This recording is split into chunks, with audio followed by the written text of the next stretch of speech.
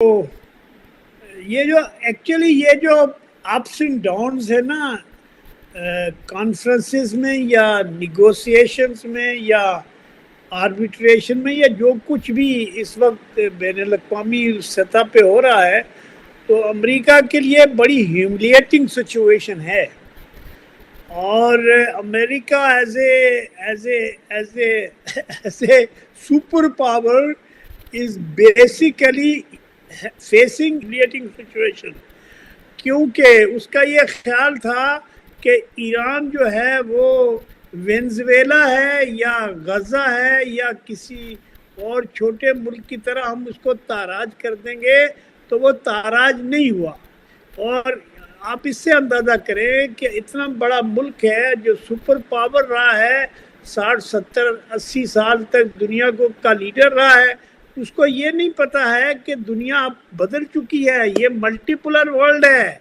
इसमें अमेरिका की जो बात है वो नहीं चलेगी, जो सही बात है उसकी तरफ ही बढ़ना चाहिए। अब उसके लिए मुश्किलात पेश आ रही हैं।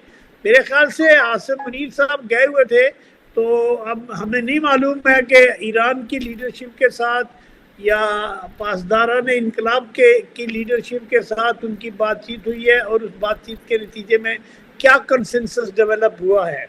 लेकिन ये ऐसी ये बार्गेनिंग चिप्स हैं एक्चुअली, कि शुरू करेंगे नहीं शुरू में बातचीत शुरू करना और अमन कायम करना सबके लिए ज़रूरी है, और ईरान के लिए सबसे ज़्यादा ज़रूरी है, because Iran is facing terrible situation as far the war is concern, क्योंकि ईरान ने बड़ा नुकसान हुआ है और ईरान इस सूरत हाल से 47 साल से फेस कर रहा है। तो अमन तो ईरान की भी ज़रूरत है। लेकिन जो मेरा कहना है वो आपको याद होगा कि इसमें सबसे ज़्यादा जो खराबी पैदा कर रहा है वो नेतन्याहू कर रहा है, और अमेरिका को जो शिकस्त हुई है इस पूरे ऑपरेशन में उसको वो हजम नहीं कर पा रहा। तो हमारा देखिए, बातचीत तो होनी होगी और बातचीत तो होगी मेरे ख्याल से, और अगर नहीं होगी तो ये दुनिया के लिए सही बात नहीं है।